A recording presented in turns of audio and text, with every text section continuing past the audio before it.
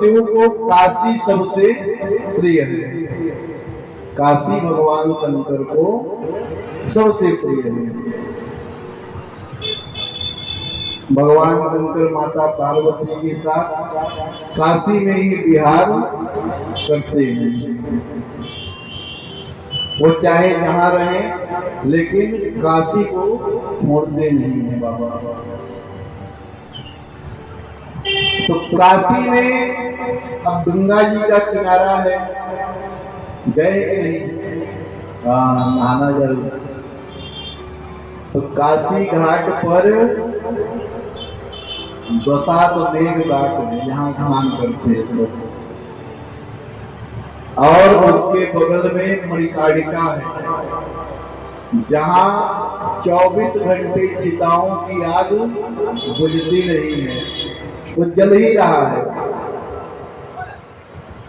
वहां अगर शरीर का अभिमान है, देखो ऐसे गट्ठर बांध बांध के लाइन से लगाई रहते हैं छल्ले।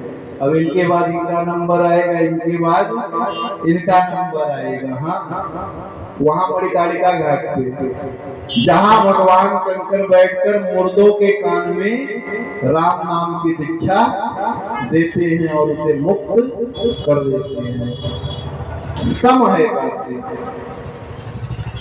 तो मार्कंडेय ऋषि गंगा स्नान कर रहे थे और उसी घाट पर एक वैश्या भी स्नान कर रही थी। तो वैश्या निकल कर आई और वो अपने माल को झटकने लगी। तो मार्कंडेय ऋषि वही निकल कर आए, उनके ऊपर छींटा पड़ गया। बोले देख नहीं गई है इधर। तो उस वैश्या ने कहा, ओ बाबा सुनो सुनो सुनो सुनो, क्या नहीं देखा? बोले अपने ऊपर का पानी मेरे ऊपर छींटा मार रही है।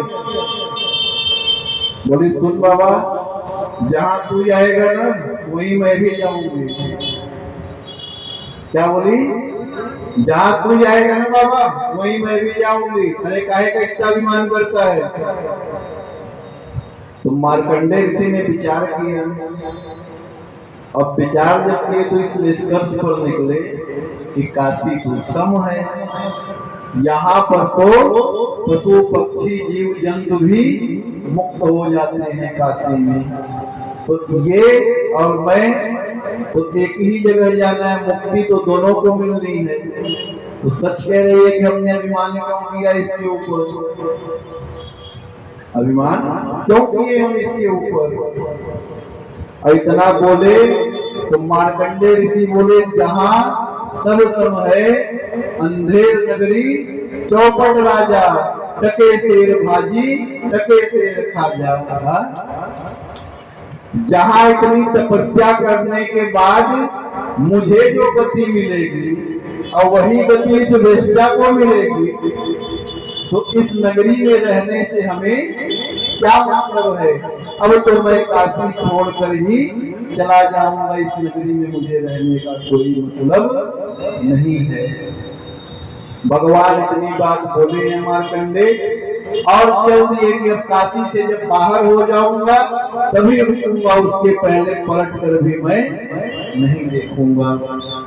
लेकिन भगवान है भक्त वत्सल है, देवादिदेव अपने भक्तों को इतना जल्दी छोड़ते भी नहीं है। मार्कंडेय जी आगे आगे दौड़ रहे हैं। भगवान शंकर एक वृद्ध ब्राह्मण का रूप धारण किया। ओ बाबा रुको, ओ बाबा रुको, अभी नहीं मुड़कर देखूंगा, जब काशी की सीमा पार कर जाऊंगा तभी रुककर देखूंगा, उसके पहले रुककर नहीं देखूंगा काशी की तरफ। अरे जहाँ का राजा ही सम रखे सबको, तो हमारी तपस्या का क्या फल है फिर? और जब काशी पार किए तब रुक कर देखे। बोले कौन हो? बोले बाबा क्यों नाराज हो रहे हो?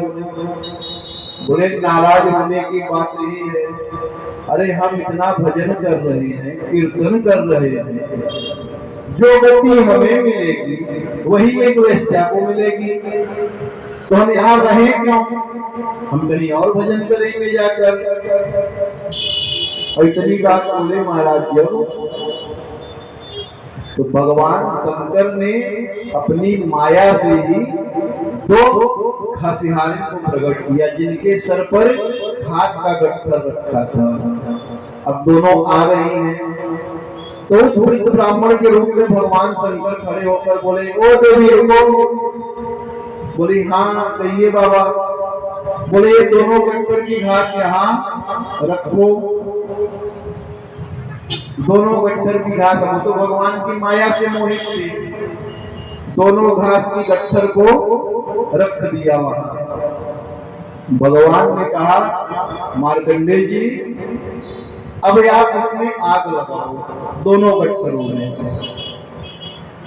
एक की घास थी सूखी और दूसरे गट्ठर की घास थी गीली, दोनों में आग लगाई गई।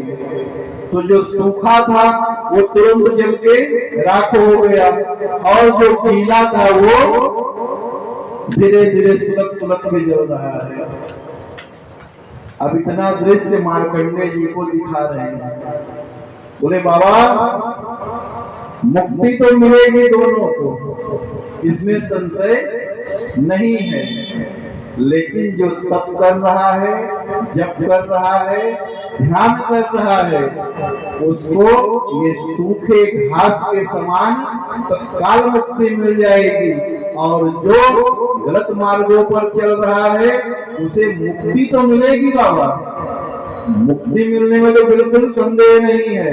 ये काशी है, यहाँ तो जो भी मरेगा उसे मुक्ति मिलेगी।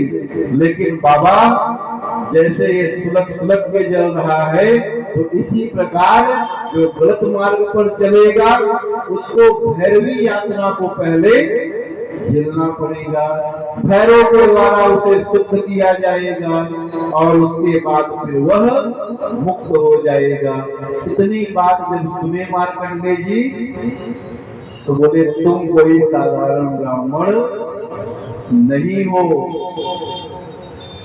तो भगवान देवादिदेव महादेव ने अपने रूप में आकर उन्हें दर्शन दे दिया। बोलो शंकर भगवान।